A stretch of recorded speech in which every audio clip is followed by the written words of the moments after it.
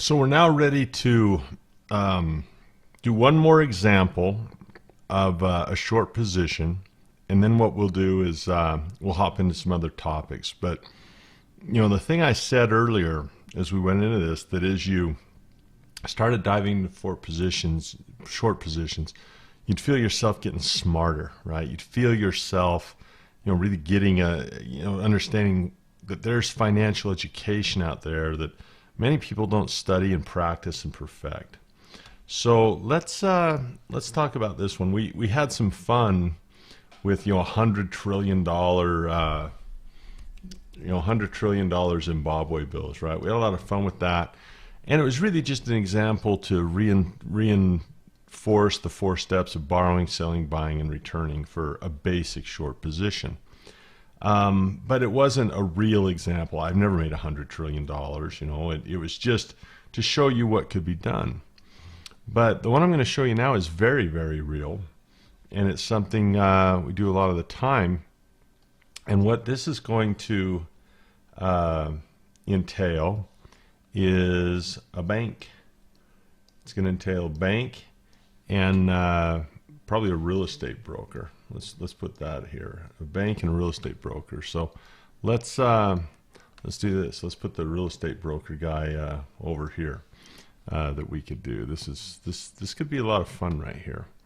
So yeah, let's hop in and get started. So in this one, what we're going to do is we're going to do this. We're going to short the U.S. dollar. Now let's think about that for a minute.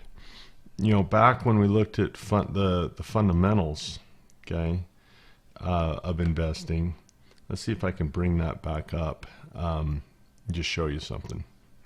We spent a lot of time talking about currency, and one of the things we said is that it used to be, if you recall, we said, look, the valet ticket certifies that you have a car in the garage, and a silver certificate certifies you had silver in the treasury, and a deed certifies that you have the real estate, and the stock certificate certifies you own the business. And you just can't print valet tickets or it's fraud, right?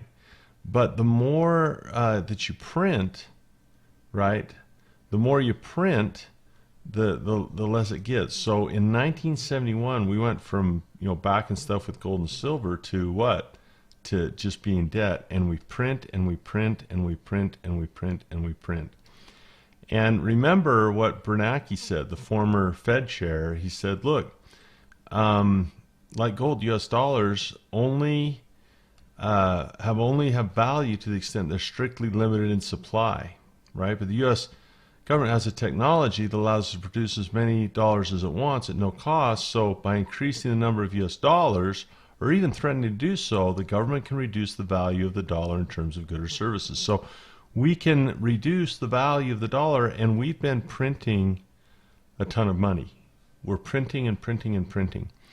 I would say that I don't have 100% confidence. That's why we have to have an approximate.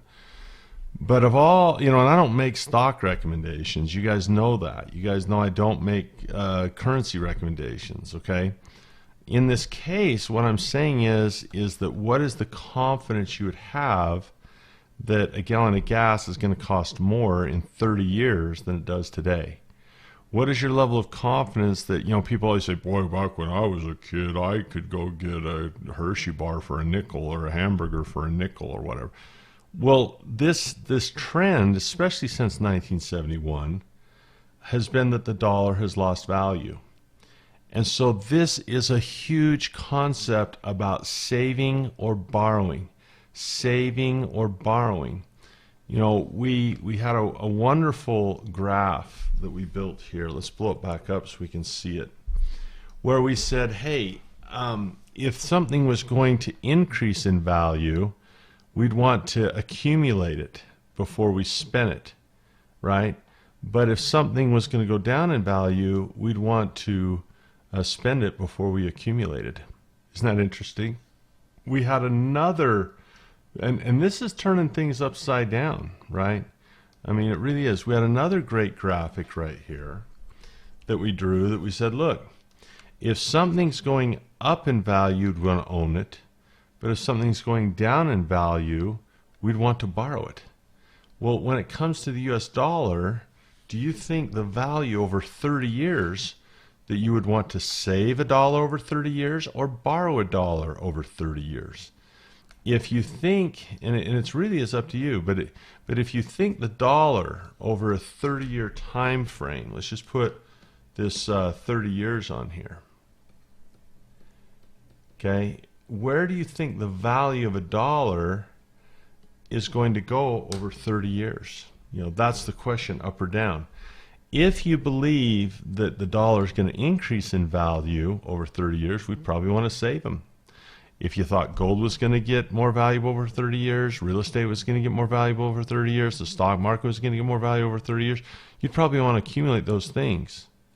But if you felt the dollar was going to be going down in value, that would be the thing we'd want to borrow. And that is difficult.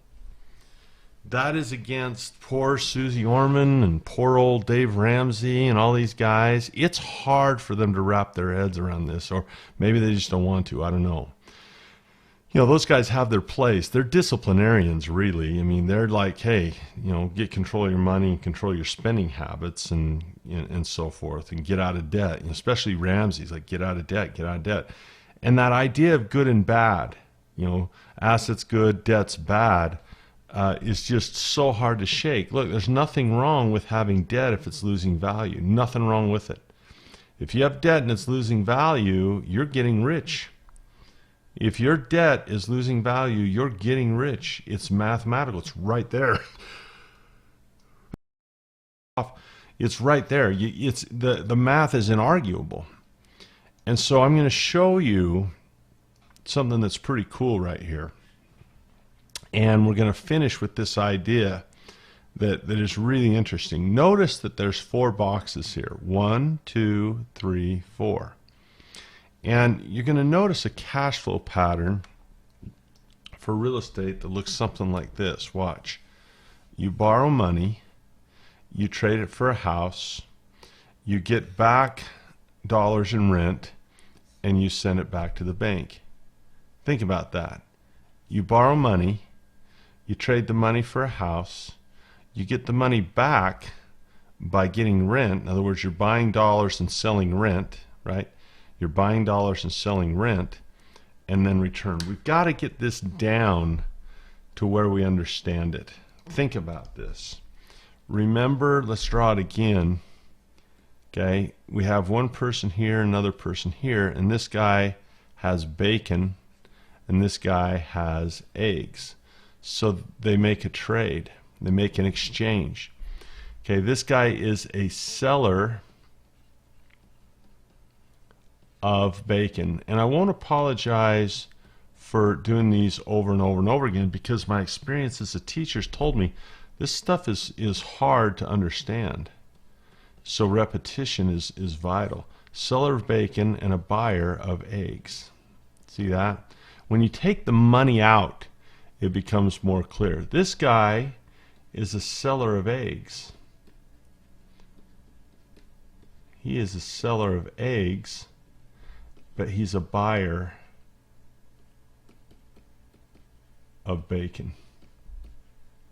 So let's write that down. See that? Buyer of bacon. Now, we can take this analogy further. Let's just move some of this stuff over so we have some space for a minute. Let's say that we have 2 more people. Okay, let's draw these guys in green to separate them out. And they're going to make an exchange. And this guy has cash, and this guy has a house. Okay, now watch. This guy, they're going to make a trade. This guy is a seller of cash, isn't he? Of currency. And he's a buyer of a house. He's a seller of cash and a buyer of a house. This guy is selling the house. Okay, seller of a house, and he's a buyer of cash. And we're not used to talking that way, but that's really how the exchange works. So it depends on what you're talking about. Did you buy some eggs today? Yes. What did you trade for it? Bacon. Did you buy some bacon today? Yes. What did you trade for it? Eggs. Did you sell your cash today? Yeah. What'd you get for it? I bought a house. Oh, did you sell your house today? Yes, I did. What'd you get for it? Cash. So this guy was a seller of cash. This guy was a buyer of cash. This guy was a seller of a house. This guy was a buyer of a house. When you can understand that, then selling $1 and buying $1 makes sense. So let's say, for example, that this guy was a renter and this guy was a landlord.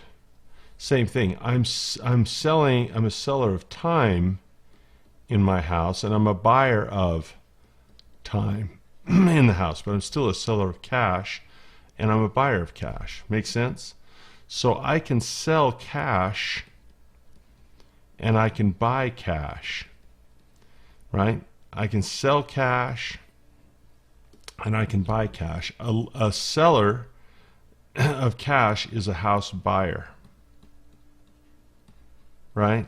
And a buyer of cash is a landlord, right? True? The landlord is the buyer of cash. So when a person can understand those things, they seem a little complex, you can start to understand this in a really interesting way. Here, we're going to say that we think the dollar is headed down. And we're going to say that our confidence in that idea, our confidence level that the dollar will lose value is high, maybe even approaching 100%. We're going to just say that, okay? So here our investor says, well, when it comes to cash, do I want to be a buyer of it or do I want to be a borrower of it? She says, I want to borrow it. So she says, I want to borrow, and I don't know, let's just say she wants to borrow, I don't know, $100,000 or whatever, right? So she goes to the bank and she says, I'd like to borrow some dollars. I'd like to borrow 100,000 of them, right?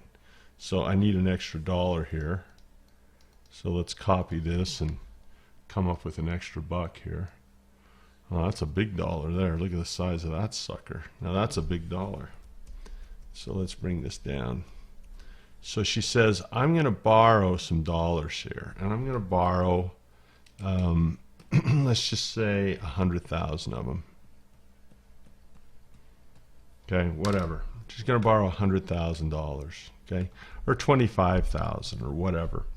But she's going to buy enough to do a house. So let's say she borrows $100,000 to buy a $100,000 house. Okay, fair enough. So she now owes the bank 100 grand. Okay, so we've borrowed it. She owes the bank 100,000.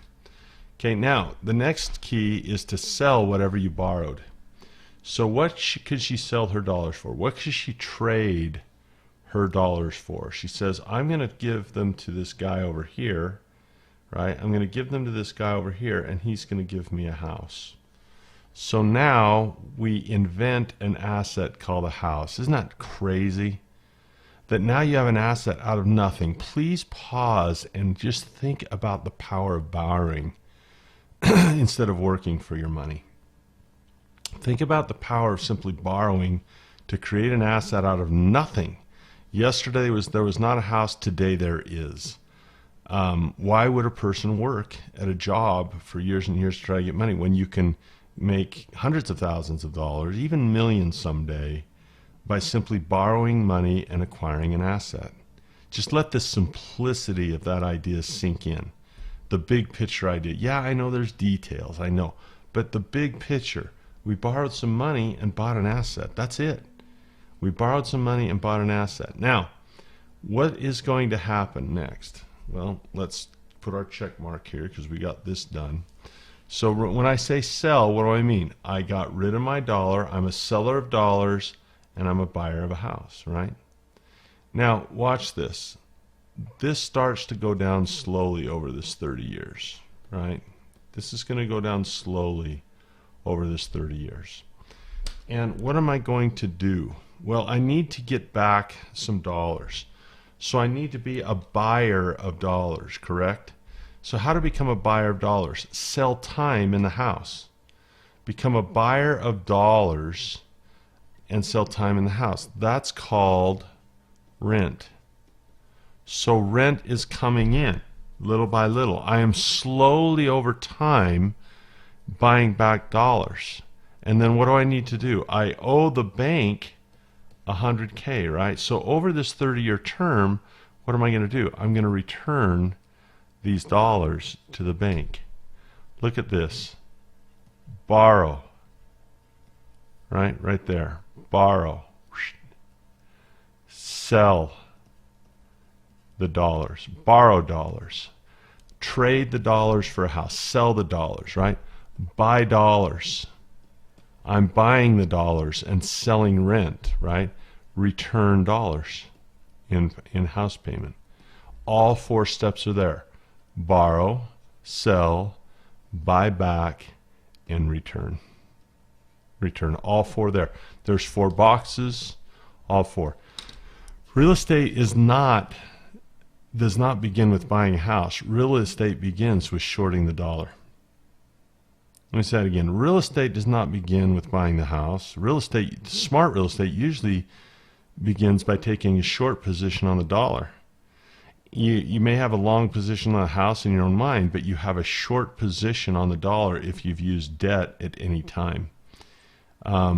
It's an interesting thing. There's a video that my friend Than Merrill in his real estate classes shows, and a lot of people don't even catch what Warren Buffett says is the most important phrase. Listen to the phrase, great way to short the dollar. What we're going to do is we're going to show a video of Warren Buffett talking about real estate, but he's going to say this is a great way to short the dollar. And that's the phrase that just kind of nod your head when you hear him say it. Let's see if I can bring this over. And just to notice again how he's going to talk about shorting the dollar. He's going to talk about debt, mortgages, right? I could take out mortgages. I could borrow money. In effect, it's a way to short the dollar. Watch this. And I think most people don't hear it because they don't know what a short position is. When he says shorting the dollar, it's just kind of blah, blah, blah, blah, blah, because they don't understand what he's saying. I had a way of buying a couple 100,000 single-family homes, and had a way of managing. The management is enormous. It was really a problem because they're one by one. They're not like apartment houses. So, but I would load up on them, and I would take mortgages out at very, very low rates. But if anybody is thinking about buying homes, 5 years ago they couldn't buy them fast enough because they thought they were going to go up, and now they don't buy them because they think they're going to go down, and interest rates are far lower. It's a way, in effect, to short the dollar because you can take a 30-year mortgage, and if it turns out your interest rate's too high next week, you refinance lower, and if it turns out it's too low, the other guy's stuck with it for 30 years. So it's a very attractive asset class now. So the idea of that makes it attractive is he can borrow the money, copious amounts, and over 30 years, in effect, he gets to short the dollar. The dollar loses value, and the beautiful thing is that this is fixed.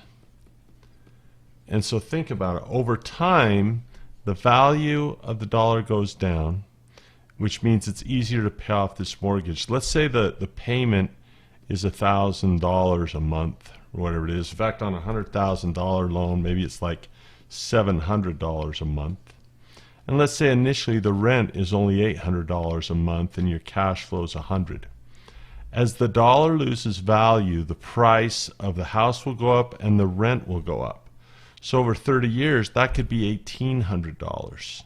Well, it's much easier to pay off a $700 mortgage at an $1,800 income, and now you've got what is that? You got $1,100 in cash flow now, right? Now, what if you'd have done this 30 years ago? What if you would have done it as fast as you could 30 years ago? As fast as you can, as much as you can 30 years ago. How many assets would you have? What would the liability be now? And what would the rents be right now? And what would the value of these homes be? So understand that the value of the home doesn't necessarily go up. It will with supply and demand a little bit, but over the 30-year time horizon, the thing that really makes this attractive, that really makes it go up, is not that the house went up, it's that the value of the dollar went down.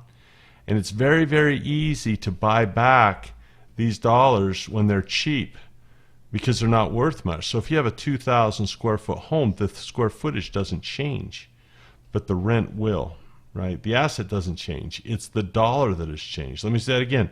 Still 2,000 square feet. The asset doesn't change. It's the value in the dollar that changes. And if the dollar is low, it's going to take more of those dollars to get a month of rent in this house. It's going to take more of those to get a month of time in this house. 2,000 square foot hasn't changed, but the amount of dollars that it takes to get that house will change. But your payment is the same. And you're giving the bank back dollars that are worth less. Let me say it a little faster. You're giving the bank back dollars that are worth less. Very cool stuff to think about, to play with, to ponder, right? If you would have done this. So I'm a big fan of real estate. Like, I don't really care about the asset class. If you can make it in business, then make it in business. That has the best returns. Hardest one to do, no question. Hard, most competition, very difficult leadership. You know, read the E-Myth by Michael Gerber. Most people will just because you can make a Subway sandwich doesn't mean you're ready to compete with Subway. There's so many other parts to business. But if you can make it in business, go for it. Because the best ROIs are in business, in my opinion. If you can make it in real estate, go for it. If you can make it in stocks, go for it. If you make it in oil wells, go for it. But whether it's real estate, stock, currencies, or business, whatever it is, understanding a long position and also understanding a basic short position allows people to position themselves in the world to make a lot of money. Real estate investors, many people have been investing in real estate for a long, long time and still don't understand that what they're effectively doing is shorten the dollar. You know, effectively, that's what it is. I would load up on them, and I would take mortgages out at very, very low rates. But if anybody is thinking about buying homes, 5 years ago they couldn't buy them fast enough because they thought they were going to go up, and now they don't buy them because they think they're going to go down, and interest rates are far lower. It's a way, in effect, to short the dollar because you see. Effectively, that's really what it is you're borrowing a dollar and you're borrowing something that's going to go down most likely over time. So I hope you enjoyed this section on shorts with example after example after example after example. And we're ready to move on now to other forms of leverage in the 4 pillars of investing. There's one more thing I'll say that I'd be remiss if I didn't say. I'm glad I remembered this because, boy, I would have been remiss to leave it out.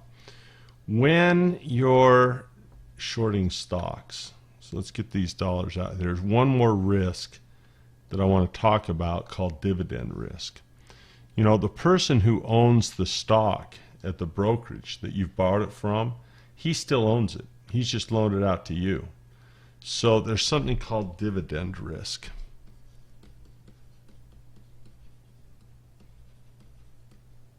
And I'm glad I remembered this because I'd be remiss if I didn't.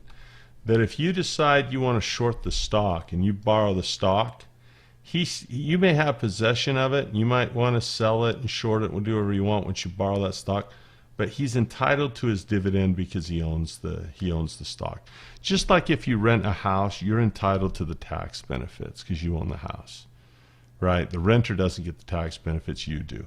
Well, this guy that owns the shares, so if you borrow the shares, you're going to have to pay him that dividend. You owe him that dividend. And that's fine. You know, it's not a big deal. It's just called dividend risk. But he's going to get his dividend. And so if you get a dividend while you have possession of it, you got to pass it along to him. There's dividend risk. You pay the dividend on that. So it's important to know. But other than that, that's shorting. You know, that is a short position. So very, very cool. So it's been a really, really good foundation, you know, in cash flow. Now it's time to start practicing, okay? So let's take a look at some action steps. Go back into theater mode here. Paper trade 5 long positions and paper trade 5 short positions. Now, there's going to be order entry and there's going to be stuff, you know, got to know how to enter an order and all that. make sure, if you have not already, review the Investor Bootcamp, the Beginning Investor Bootcamp, that gives you explanations of order entry, basically what buttons to push to get in and out. And just pick 5. Now, you have a chance to put it all together. You could do, you've already gone and practiced running a fundamental analysis, right? You know how to search for criteria on fundamental analysis, right? You've practiced technical analysis. You know how to search for criteria on technical analysis. So maybe you run a search and find a list of fundamental stocks, and then you check their charts, and you find one with an ascending triangle.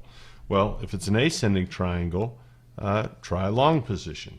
If it's a descending triangle, try a short position.